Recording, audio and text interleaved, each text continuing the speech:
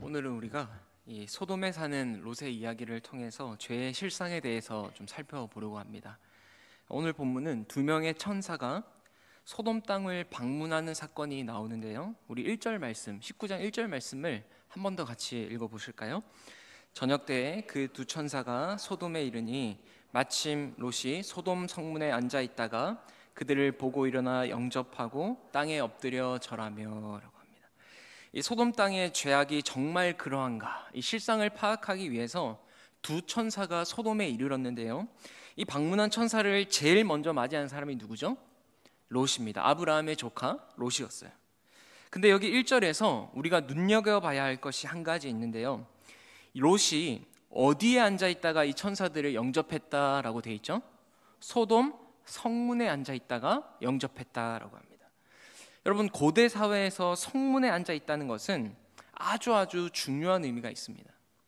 이 고대 사회에서 성문은요, 아무나 못 앉아요. 아무나 앉을 수 있는 곳이 아닙니다. 그 지역의 유지 정도는 돼야지 성문에 앉아 있을 수 있었어요. 왜냐하면 당시 성문에서는 아주 중요한 일들이 벌어졌는데요, 사건과 사고를 다루는 재판이 성문에서 이루어졌고요, 또 마을에 중대한 사안을 놓고 회의를 벌일 때도 성문에서 했습니다. 그래서 이 성문에는 돌로 만든 긴 벤치, 긴 의자가 있었어요. 거기에 누가 앉느냐? 이 지역을 대표하는 지도자가 딱 앉아 있는 겁니다. 유지가 앉아 있는 거예요. 이런 당시의 관습이 성경의 또 다른 곳에도 기록되어 있는데요. 우리 잠언 31장 23절을 한번 같이 읽겠습니다. 그의 남편은 그 땅의 장로들과 함께 성문에 앉으며 사람들의 인정을 받으며, 라고 하죠. 잠언 31장은 지혜롭고 현숙한 여인을 만난 남편이 이러한 복을 받을 것이다 쭉 나열을 하고 있습니다. 그런데 오늘 23절에 보니까 그의 남편은 그의 땅의 장로들과 함께 어디에 앉아 있다라고 돼 있죠? 성문에 앉으며 사람들의 인정을 받았다라고 돼 있어요. 그러니 이 현숙한 여인의 남편이 그 지역에 영향력 있는 자리에 올랐다라는 것입니다. 그러니 오늘 롯이 소돔 성문에 앉아 있다라는 것도 뭐 그냥 할 일 없어서 산책하다가 땀 식히려고 앉아 있는 게 아니라 그 지역에 이미 영향력 있는 사람이 되어 있었다라는 거예요. 이거를 눈치채야지 그 뒤에 롯의 스토리가 확 이해가 됩니다. 여러분, 먹고 살기 위해 소돔 땅으로 이민 간 롯이요, 이 정도의 사회적 지위를 구축했다라는 것은 그가 소돔에 적응하기 위해 얼마나 애쓰고 노력했는지를 짐작할 수 있어요. 그러면 누가 이렇게 물어볼 수도 있겠죠. 목사님, 그러면 롯이 성공했네요? 롯이 출세했네요? 여러분, 이렇게 물어보시는 분들은 아직 세상 때를 못 벗으신 분들입니다. 여러분, 롯이 있는 소돔 땅이 어떤 곳입니까?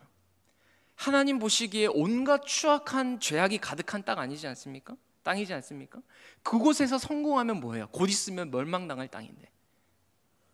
그리고 그런 죄악과 불법이 가득한 땅에서 성공했다라는 것은 거의 99% 롯도 그 죄악에 물들어 있을 확률이 높습니다. 그러니 성경에서 롯이 소돔 성문에 앉아 있다, 영향 있는 사람이 되었구나, 성공했다, 이걸 얘기하는 게 아니라 그리 반길 일이 아니라는 겁니다. 왜냐? 소돔에서 그렇게 있거든요.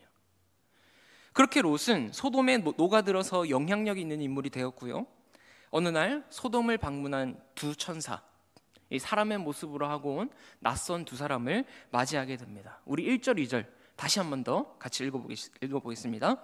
저녁 때에 그 두 천사가 소돔에 이르니 마침 롯이 소돔 성문에 앉아 있다가 그들을 보고 일어나 영접하고 땅에 엎드려 절하며 이르되, 내 주여, 돌이켜 종의 집으로 들어와 발을 씻고 주무시고 일찍 일어나 갈 길을 가소서. 그들이 이르되, 아니라 우리가 거리에서 밤을 새우리라, 라고 합니다. 그래도 롯이 아브라함으로부터 좀 영향력을 받은 것 같아요. 자신의 마을에 찾아온 두 손님을 아주 극진히 대접합니다. 밤이 늦었으니 저희 집에서 깨끗이 씻고 푹 쉬시다가 다음날 날이 밝으면 갈 길을 가는 게 어떠시겠습니까? 라고 제안을 하죠. 그런데 이 사람의 모습을 하고 온 두 천사가 처음에는 거절을 합니다. 우리가 그냥 거리에서 밤을 새겠다라고 해요. 그러자 3절에 롯이 간청을 합니다. 이 롯이 간청을 하니까 그제서야 돌이켜 그 집으로 들어오는지라, 이렇게 돼 있어요. 여러분, 롯이 왜 간청을 했을까요? 이 아마 거리에서 밤을 새우면 큰일 난다라는 것을 그 누구보다 잘 알고 있었기 때문입니다. 이 앞서 창세기 18장 20절에도 소돔과 고모라에 대해서, 이 소돔 땅에 대해서 이렇게 표현을 하는데요, 소돔과 고모라에 대한 부르짖음이 크고 그 죄악이 심히 무거우니라고 되어 있죠. 여기 소돔과 고모라에 대한 부르짖음이 컸다라는 것은요, 사회적 고통에 따른 부르짖음을 말합니다. 즉 그 성 안에 사회적 폭력, 약자들의 억압, 강한 자들이 약자를 억압하는 그런 여러 죄악된 모습이 난무해서 연약한 사람들의 고통과 신음이 깊어졌다는 거예요. 사람들의 고통과 그 원성이 하늘을 찌를 듯만큼 죄악이 가득하니 내가 가서 얼마나 소돔이 악한지 살펴보겠다. 그래서 하나님이 지금 두 천사를 보낸 거지 않습니까? 그러니 이 두 천사들이 길거리에서 밤을 샌다? 상상도 못할 끔찍한 범죄를 당할 수 있는 거예요. 여러분 그거 아십니까?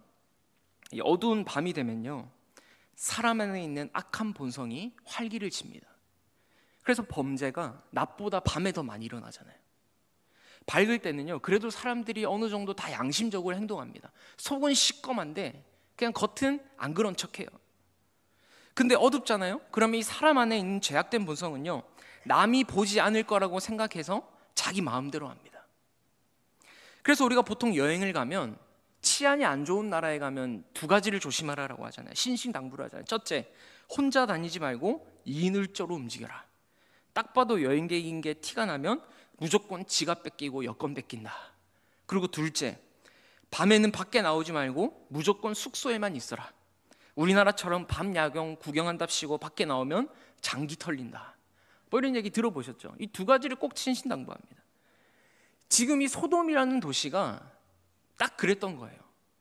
해가 지고 나면 상상도 못할 끔찍한 범죄들이 아무렇지 않게 거리에서 자행되는 곳이 바로 소돔이었습니다. 그래서 롯은요, 소돔에서, 그것도 밤에 거리를 배회하겠다? 너무 위험할 거라는 것을 알기 때문에 절대로 안 됩니다. 큰일 납니다. 저희 집에 무조건 가셔야 돼요. 지금 간청을 하고 있는 겁니다. 이 아니나 다를까, 이 야밤이 되자 낯선 손님들이 롯의 집에 머물고 있다는 소식이 금방 퍼진 것 같아요. 이 소돔 사람들이 롯의 집에 찾아와서 막 둘러싸기 시작합니다. 우리 4절 말씀 함께 같이 읽겠습니다. 그들이 눕기 전에 그 성 사람 곧 소돔 백성들이 노소를 막론하고 원근에서 다 모여 그 집을 에워싸고, 여기 때가 언제냐면 그들이 눕기 전에, 그러니까 자기 전에, 보통 밤 9시, 한 10시쯤 됐죠? 근데 밖에서 막 웅성웅성 하는 거예요. 보니까 소돔 사람들이 노소, 이 어린 친구들부터 노년까지 노소를 막론하고 원근에서 다 모인 겁니다. 여러분 밤 10시, 9시가 넘어갔는데 도대체 이 늦은 밤에 이 사람들은 왜 롯의 집에 찾아온 걸까요? 그 다음 5절의 말씀 이렇게 돼 있죠. 롯을 부르고 그에게 이르되 오늘 밤에 내게 온 사람들이 어디 있느냐, 이끌어내라. 우리가 그들을 상관하리라 라고 말해요. 여러분 여기서 상관한다는 말이 뭡니까? 성관계를 맺겠다라는 겁니다. 여러분 지금 사람의 모습을 하고 롯을 찾아온 천사들은요, 남자였어요. 그리고 롯의 집을 둘러싼 사람들도 남자였습니다. 나중에 형제들아라고 얘기하잖아요. 즉 남자가 남자를 성폭행하겠다는 거예요. 여러분 아무리 정욕에 눈이 멀어도 그렇지 짐승도 하지 않는 짓을 지금 이 소돔 사람들이 떼거지로 몰려와서 하겠다는 거예요. 이게 지금 소돔의 실상입니다.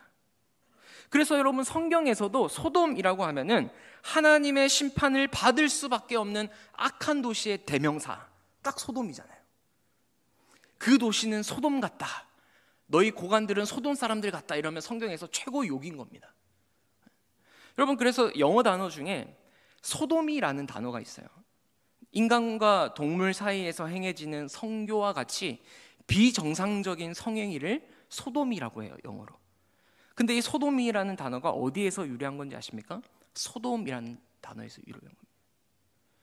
그러니 여러분 다른 곳은 몰라도 소돔이라는 땅은 하나님을 섬기는 백성이 머물러 있어야 될 만한 곳이 아니었습니다. 거기는 탈출해야 되는 곳이지 성문에 앉아있다라는 게 자랑이 아닌 거예요. 앉아있으면 안 될 곳에 앉아있는 겁니다. 심지어 롯은 그 땅이 얼마나 악한지도 잘 알고 있었어요. 여러분, 그런데 중요한 건 뭔지 아세요? 잘 알고 있는데도 소돔 땅을 떠나지 않아요. 그 지역에 유지가 돼서 눌러 앉은 겁니다. 여러분, 한번 질문을 해봅시다. 내가 아무리 거기서 영향력 있는 사람이 되고 사회적 지위가 올라간다 할지라도 그곳은 하나님의 백성이, 하나님을 믿는 백성이 거할 곳이 아니잖아요. 그죠? 하나님을 믿는 백성이라면 그렇게 하면 안 되잖아요. 그런데 왜 계속 거기 있는 겁니까? 왜 거기서 나오지 않는 거죠? 그동안 내가 쌓아온 게 아깝거든요. 이만한 사회적 지위를 얻기까지 얼마나 노력했겠어요, 롯이. 여러분, 창세기 13장에 보면 아브라함과 롯이 재산이 많아서 서로 헤어지는 장면이 나옵니다. 창세기 13장 10절 말씀인데 같이 함께 읽겠습니다.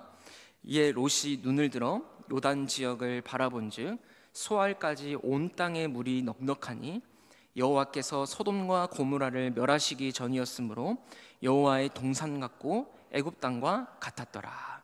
보세요. 롯이 눈을 들어 이 소돔 땅, 요단 동평 지역을 바라보니까 그 땅이 어떻게 보였답니까? 여호와의 동산 같고 애굽 땅과 같았더라. 제가 전에도 창세기 13장 설교를 하면서 말씀드렸는데 여호와의 동산, 애굽 땅, 이게 병렬적으로 나올 수 있는 구조가 아니거든요. 병렬적으로 나올 수 없는 거거든요. 근데 롯이 눈을 들어 소돔 땅을 바라보니까 여호와의 동산 같고 애굽 땅과 같았더라. 이게 무슨 말이에요? 눈이 획가닥 뒤집어져 가지고 이게 똥인지 된장인지 구분을 못하는 겁니다. 사실 여호와의 동산도 그렇고 애굽 땅도 그렇고 둘 다 물이 많고 땅이 기름져서 살기는 좋아요. 그런데 결정적인 차이는 뭡니까? 여호와의 동산은 하나님이 거하시는 지극히 거룩한 곳이에요. 반면에 애굽은 온갖 우상이 판을 치는 죄악된 세상입니다. 그런데 어떻게 이 둘이 같아 보일 수 있겠냐는 거죠. 그냥 단순히 정욕의 눈으로만 보니까 똥도 된장처럼 보이는 거예요. 쉽게 말하면 여기에 물이 많네? 여기 사람들이 많이 모여있네? 여긴 분명히 여호와의 동산일 거야. 자기 합리화를 하는 겁니다. 사실은 내 정욕대로 내 눈에 보기 좋을 대로 선택해 놓고서는 여호와의 동산일 거야. 그러면 그걸 어떻게 알 수 있냐면 그 다음 이어지는 말씀을 보세요. 13장 12절에서 13절인데 아브라함은 가나안 땅에 거주하였고 롯은 그 지역의 도시들에 머무르며 그 장막을 옮겨 소돔까지 이르렀더라. 어디까지 옮겼다고요? 소돔까지. 자기 눈에 좋을 대로 움직이다가 소돔 땅에 이르렀어요. 근데 그 소돔이 어떤 곳입니까? 13절에 소돔 사람은 여호와 앞에 악하며 큰 죄인이었더라. 여러분, 분명 이곳은 죄가 가득하고 내가 여기 있으면 안 된다는 걸 알아요. 근데도 못 떠나는 이유가 뭔지 아세요? 먹고 사는 문제 때문입니다. 아니, 먹고 사는 문제를 넘어서서 나도 좀 세상에서 떵떵거리고 살고 싶은 거예요. 출세하고 성공해서 쉽게 말하면 돈 좀 만져보고 싶은 겁니다. 그래서 롯도 그 땅이 악한 땅인 걸 알지만 자기 합리화를 하면서 내 눈에 보이는 정욕을 쫓아서 그냥 간 거예요. 그래서 가서 살다 보니까 그곳의 방법대로 먹고 살고 돈을 모으고, 그런 롯을 향해서 아무도 뭐라 하지 않습니다. 그 누구도 죄라고 지적하는 사람이 없어요.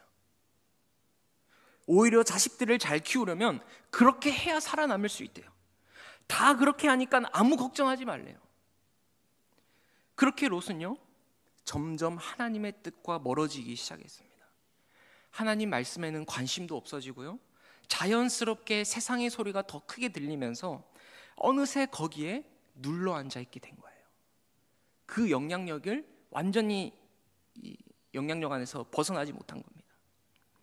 여러분, 이것이 바로 죄의 무서운 위력이에요. 죄의 무서운 위력. 한 번 발을 들였더니 빠져나오질 못하는 겁니다. 이게 죄라는 걸 알아도 그 자리를 못 벗어나는 겁니다. 왜냐? 죄가 주는 즐거움이 있거든요. 쉽게 말해서 돈 모으는 재미가 있거든요. 여러분, 생각해 보세요. 죄를 짓고 거기 머물러 있는 것이 막 지루하고 슬프고 괴롭다면 누가 죄 짓는 자리에 있겠어요? 그렇지 않아요? 근데 여러분, 죄는요, 재밌습니다. 재밌어요. 죄가 주는 재미가 있어요. 제가 고등부 애들한테 얘들아, 말씀이 맛있어, 죄가 맛있어, 솔직하게 대답해봐 하니까 다 죄가 맛있대요.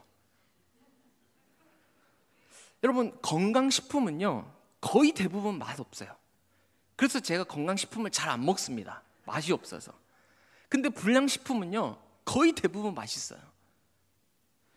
우리의 영을 윤택하게 해주는 것들도요, 거의 대부분 재미없습니다. 시편에 보니까 시편 기자는 주의 말씀이 어찌 그리 단지 꿀보다 더 달다라고 하는데, 여러분 정말 솔직히 대답해 보세요. 정말 이 말씀이 매일매일 매주 막 꿀보다 더 답니까? 네. 제가 볼 때는 열에 한 번 정도는 달지 열에 9은 그냥 꾸역꾸역 하는 거예요. 지금 저랑 같이 성경 일독 하시는 분들 여기 계시죠? 매일 성경 통독하시면서 막 성경이 막 꿀처럼 답니까? 거의 대부분은 듣다가 졸리기도 하고 이게 무슨 말인지도 모르겠고, 근데 그냥 해야 되니까 하는 거예요. 여러분, 저는요, 이게 경건의 핵심이라고 생각합니다. 우리 매일 새벽 기도 나오는 성도님들, 새벽 기도하면서 매일 하늘에서 막 불 받아서 막 마음이 뜨거워지고 성령 충만하십니까? 그런 일은 1년에 한두 번 있을까 말까요. 때로는 멍한 상태로 내가 기도를 하는지 잠을 자는지, 어떨 때는 막 오만 잡생각이 나기도 하고, 저도 기도하려고 딱 앉으면은 오늘 해야 될 일이 막 생각나고, 이게 정상이에요, 정상. 그러나 그럼에도 불구하고 그 기도의 자리를 지키는 것, 이게 경건입니다. 그래서 여러분, 기도는요, 엉덩이가 무거워야 돼요. 내가 하루에 30분 기도하기로 했으면 일단 앉아 있는 거예요. 기도하다 보면 뭘 기도해야 되는지도 이제 모르겠고, 해야 될 기도는 다 한 것 같고, 졸리기도 하고 집중도 잘 안 되고, 그래도 일단 앉아서 주여 주여 하는 겁니다. 여러분, 이게 경건인 줄 믿으시기 바랍니다. 이게 경건이에요. 여러분, 우리의 영을 윤택하게 해주는 것들은 거의 대부분 맛이 없어요. 근데 죄는요, 맛있습니다. 그래서 성경에서도 죄를 표현할 때 죄의 낙이라는 표현을 쓰잖아요. 죄의 낙. 죄 짓는 게 재밌다는 거예요. 죄의 낙. 그러니 여러분, 한 번 빠지기 시작하면, 한 번 발을 놓기 시작하면은 빠져나오기가 쉽지 않습니다. 그냥 늪에 빠지는 거예요. 재밌으니까, 낙이 있으니까. 여러분, 성경에서 죄를 뭐라고 하는지 아세요? 하나님과 멀어지게 만드는 속성을 죄라고 합니다. 죄가 뭐라고요? 하나님과 멀어지게 만드는 모든 것, 하나님과 멀어지게 만드는 모든 게 죄예요. 여러분, 우리가 이것이 죄인가 아닌가를 구별할 때 눈에 보이는 겉모습이나 행동만을 보고 판단해서는 안 됩니다. 이거 하면 죄고 이거 안 하면 죄가 아니야. 죄에 대한 판단 기준이 그렇게 유치해서는 안 돼요. 하루는 고등부애가 저를 찾아와서 묻더라고요. 목사님, 성경에 보면 술 취하지 말라고 되어 있는데 술 먹는 자체는 죄가 아니죠. 먹어도 안 취하기만 하면 되나요? 이렇게 물어본 애가 이제 막 수능 치고 갓 20살을 코앞에 둔 애예요. 저한테 찾아와서 이렇게 묻는 이유가 뭐겠어요? 곧 있으면 20살도 됐겠다? 술을 먹고 싶은 거예요. 근데 그냥 하자니 찜찜하고 저한테 확인을 받고 싶은 거죠. 그래서 제가 뭐라고 했는 줄 아세요? 술 마시는 행동 자체를 가지고 죄냐 아니냐를 말하기보다는 술 마시는 것으로 인해서 너가 하나님과 가까워지냐 아니냐를 생각해야 돼. 그것이 나를 하나님과 멀어지게 만든다면 그건 죄야. 여러분, 술을 먹으면 하나님과 더 가까워집니까? 멀어집니까? 왜 모르는 척 하세요? 다 아시면서. 여러분, 우리는 보통 무슨 행동을 하고 안 하고를 가지고 죄냐 죄가 아니냐를 따지는데요, 사실 이건 수준이 좀 낮은 거예요. 술뿐만 아니라 오락이나 취미를 즐기는 것도 다 마찬가지입니다. 단순히 그 행위를 가지고 이건 맞다 틀리다를 평가하기 전에 하나님 앞에 나를 정직하게 돌아보고 내 영혼을 점검할 수 있어야 돼요. 이것이 나를 하나님과 더 가까워지게 하는지 멀어지게 하는지, 멀어지게 한다면 어떻게 해야 될지. 여러분, 세상에 나가서 뭐 사업하고 영업하고 직장생활하면서 분위기 맞추기 위해서 어쩔 수 없이 그냥 뭐 술 한잔 조금 받는 거 누가 잘못이라고 정죄하겠어요? 그러나 하나님은요, 세상 즐거움에 취해 있는 나의 마음에 동기를 아세요. 그 술 한잔 받아먹는 나의 마음에 동기를 아신다고요. 그래서 사실은 이게 죄인지 아닌지는 내가 제일 잘 알아요. 왜? 이걸 하고 나서 내 마음 상태나 내 삶이 어떤지를 내가 제일 잘 아니까. 여러분, 제가 어떤 한 목회자의 간증을 들은 적이 있는데요. 사실 목회자로 살아간다는 건 집교회, 집교회, 집교회, 집교회 무한 반복입니다. 근데 이분도 그러시더라고요.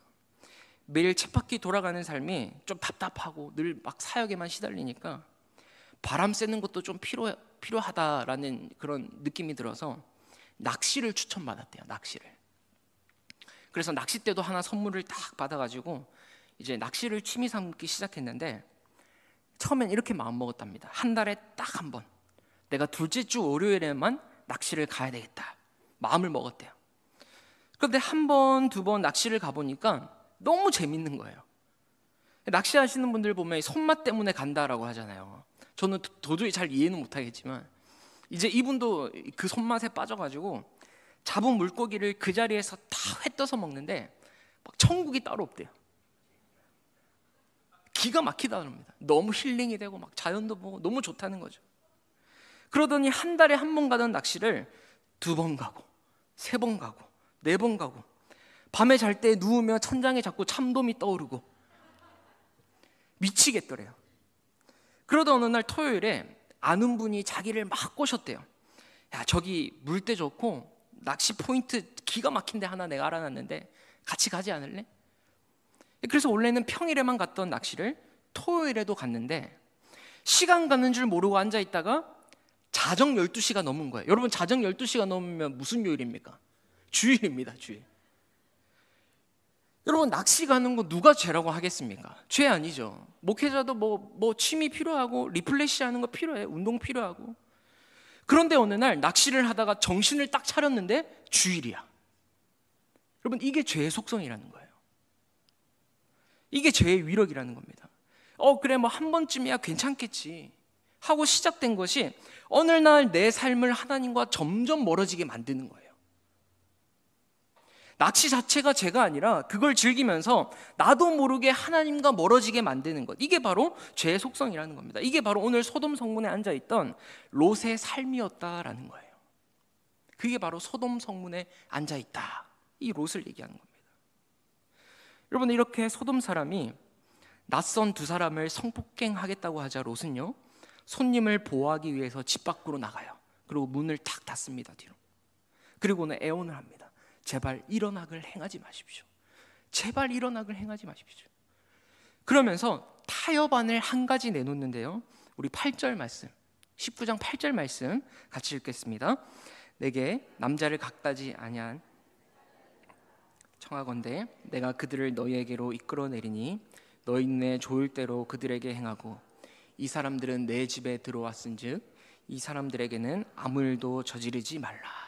자, 뭐라고 합니까? 자기에게 처녀인 2딸이 있는데 그 딸들을 주겠으니 너희 눈에 좋을 대로 해라. 대신 내 손님들에게는 아무 일도 저지르지 마라. 여러분, 이걸 보면서 왜 롯이 자기 딸들까지 내주면서까지 이렇게 해야 되나 싶은데요, 그 당시의 문화로 생각해보면 나름 롯은 책임감을 가지고 자신들의 손님을 보호하려고 했던 것 같아요. 그러나 그렇다고 하더라도 이러한 롯의 행동은 잘한 행동일까요? 못한 행동일까요? 잘한 행동입니까?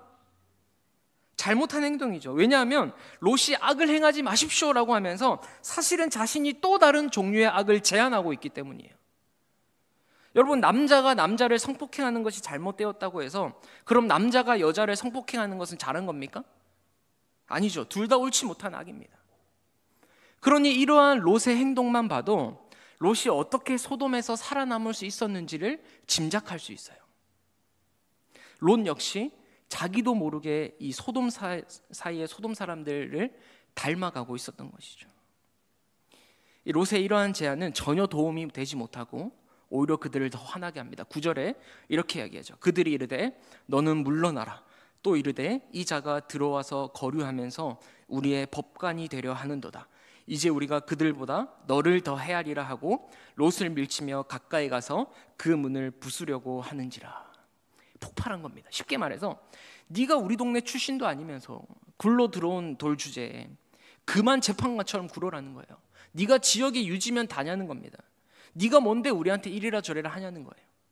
그러면서 야, 안 되겠어, 우리 얘부터 손보자, 얘부터 손보자 이러면서 롯을 밀치고 막 문을 부수려고 해요. 그러자 두 천사가 손을 내밀어서 롯을 집 안으로 확 끌어당기고 문을 닫아버립니다. 그러고는 문 밖에 있는 무리들의 눈을 어둡게 해버려요. 그러니까 순간 시력을 잃어서 앞이 안 보이게 만든 거죠. 그런데 11절 말씀을 보면요, 참 가관입니다. 이 사람들이 눈이 멀었는데도 하는 행동이 어떤지 한번 보세요. 우리 11절 말씀 같이 읽겠습니다. 문 밖의 무리를 대소를 막론하고 그 눈을 어둡게 하니 그들이 문을 찾느라고 헤매었더라. 여러분, 눈을 어둡게 하니 앞이 안 보일 거 아니에요, 그죠? 근데도 어떻게 하느냐? 문을 찾느라고 헤매었다라고 되어 있어요. 여러분, 이거 정상입니까? 비정상입니까? 너무 이상하지 않아요? 여러분들이 갑자기 눈이 안 보인다, 어떻게 하시겠어요? 이거 큰일 났구나, 집으로 돌아가야죠. 저 눈이 안 보여요, 저 좀 도와주세요. 그래서 도와준 사람 붙들고 병원을 가든지 뭐 집을 가야 되지 않겠어요? 시력을 회복하기 위해서 지금 하던 일을 멈추는 게 정상 아닙니까? 근데 지금 이 소돔 사람들은요, 돌아가기는커녕 끝까지 그 롯의 집안에 들어가기 위해서 문을 찾느라고 헤매었더라. 이 헤매었다 무슨 말이냐면요, 여러분 좀비 생각하면 돼요. 영화의 좀비 보시면은 그 영화 좀비물에 보면 밤이 되면은 막 뭐 잘 안 보이니까 막 이렇게 돌아다닙니다. 막 서슴거리면서 더듬으면서 돌아다녀요. 저는 딱 이 모습이 떠오르더라고요. 문이 어디 있어? 문이 어디 있어? 막 더듬으면서 밤새도록 문을 찾고 있었다는 거예요. 여러분, 갑자기 초자연적인 역사로 눈이 안 보이면 어떻게 해야 됩니까? 집에 가야죠. 사람 도와달라고 소리쳐야죠. 그런데 지금 이들은요, 기어코 그 집 문을 부수고 들어가겠다고 문을 찾느라고 헤매었더라. 무슨 말입니까? 어떻게 해서든 내가 원하는 것을 얻겠다는 거예요. 무슨 일이 있어도 내가 원하는 것, 내 정욕에 불타오르는 이 정욕을 해결해야겠다는 겁니다. 여러분, 사람이 죄의 노예가 되면요, 이렇게 망가져요. 오늘 우리도 마찬가지입니다. 죄의 종류와 크기만 다를 뿐 모든 사람은요, 죄의 세력이 역사하면 이성이 마비되고 눈이 멀어버려요. 내 안에 일어난 이 욕심의 불이요, 쉽게 꺼지지가 않습니다. 저거 하고 싶어, 저거 하고 싶어, 계속 그 욕심을 갖고 있잖아요. 어떻게 됩니까? 그게 커져요. 그러면 그걸 꼭 해야 돼. 저걸 내가 가지고 싶어. 여러분, 요새 우리 애들 보니까 막 온라인으로 뭘 많이 하잖아요. 저거 가지고 싶어 계속 보면 어떤 생각들, 결국엔 사야 돼 그걸. 여러분, 그 욕망이 꿈틀대기 시작하고 그 욕망을 다스리지 못하면요, 그것의 노예가 되는 건 시간 문제입니다. 사람은요, 그 안에 건강하지 못한 욕심이 들어와서 그 욕심에 사로잡히기 시작하면 그 다음부터는 죄의 지배를 받는 거예요. 죄가 우리의 삶을 지배하기 시작합니다. 그래서 여러분, 우리가 죄를 안 짓고 살 수는 없지만 그 죄가 내 마음에 둥지를 틀게 해서는 안 돼요. 제가 지난번 집에 살 때 거실 창밖에 난간이 있었는데요, 거기에 제비가 날아와서 막 나뭇가지를 갖다 놓는 거예요. 그래서 제가 그걸 발견하고는 어느 날 나뭇가지를 막 치웠습니다. 근데 얘가 또 계속 가지고 오는 거야. 그 하루는 이 제비가 불쌍하기도 하고, 그래 얘도 살 집은 있어야지, 잠시 머물다 갈 집은 있어야지 싶은 마음에 그냥 여기 살도록 놔둘까 싶었는데, 그때 첫째 아이가 워낙 갓난애기여가지고 제비집이 있으면 시끄러워서 애가 잠을 못 잔대. 그래가지고 결국 미안한 마음으로 그 나뭇가지를 계속 치웠어요. 그러니까 안 오더라고요. 여러분, 제가 이 말을 왜 하냐면, 죄가 내 마음에 둥지를 틀지 못하게 막아야 됩니다. 사람인지라 누구나 다 욕망이 꿈틀거려요. 내 마음, 내 생각에 불쑥불쑥 죄가 올라옵니다. 그런데 그 죄가 둥지를 틀게 해서는 안 됩니다. 둥지를 틀면 이미 늦어요. 여러분, 죄가 한 번이 무섭지 한 번 하고 나면 두 번, 세 번, 네 번 뭐 일도 아니잖아요. 도둑질도 처음에야 간이 떨리고 두렵지 계속 해보세요. 그냥 아무렇지 않게 훔칩니다. 이게 죄의 속성이에요. 우리를 마비시키고 집어삼키는 거죠. 여러분, 사람이요, 갑자기 이성이 마비돼서 막 한순간에 바로 죄 짓는 게 아닙니다. 한번 잘 돌아보세요. 일단 처음에는 욕심이라는 게 생겨요. 그러면 그때부터 어떻게 해야 되냐? 나의 영적 센서를, 이 감지기를 딱 발동해가지고 알아차려야 됩니다. 마치 이 나의 마음속에 이 벨이 있는 거예요. 울리는 거예요. 불이 나면 울리듯이. 그래서 알아차려야 돼서 내 안에 이런 욕심이 들어오기 시작하는구나 라면 그때부터는 걷어내기 시작해야 돼요. 걷어내는 작업을 해야 됩니다. 그래야지 죄에 잠식당하지 않아요. 분명 내 안에 욕심이 들어왔다는 걸 알면서도 그냥 두잖아요. 나중에는 걷잡을 수 없이 커집니다. 지금 이 소돔 사람들도 분명 처음에는 조그만 욕심에서부터 시작됐을 거예요. 근데 그 욕심에 내 몸이 원하는 대로, 내가 하고 싶은 대로 즐기면서 살아온 시간들이 쌓이고 쌓여서 결국에는 이성이 마비되고 입에 담기도 끔찍한 민망한 죄악들을 저지르는 자리까지 오게 된 것이다라는 거죠. 우리가 잘 알듯이 이 소돔 사람들의 최후가 어떻습니까? 우리 창세기 19장 24절에서 25절인데요. 이 소돔 사람들의 최후, 마지막 함께 같이 읽겠습니다. 여호와께서 하늘 곧 여호와께로부터 유황과 불을 소돔과 고모라에 비같이 내리사 그 성들과 온 들과 성에 거주하는 모든 백성과 땅에 난 것을 다 엎어 멸하셨더라. 최후가 어떻습니까? 하나님 앞에 심판받아서 모든 백성과 땅에 난 모든 것이 다 사라지고 말았습니다. 여러분, 내 안에 들어온 건강하지 못한 욕심, 그것을 대수롭지 않게 여기면 안 돼요. 대수롭지 않게 여겨서 그냥 방치해 놓는다면 반드시 그 욕심은 열매를 낳게 됩니다. 어떤 열매요? 죄의 열매를. 그래서 여러분, 내 안에 일어난 그 건강하지 않은 욕심, 건강하지 않은 욕망을 절대로 쉽게 생각하면 안 됩니다. 세상 사람들 다 그렇게 하는데 이 정도는 괜찮지.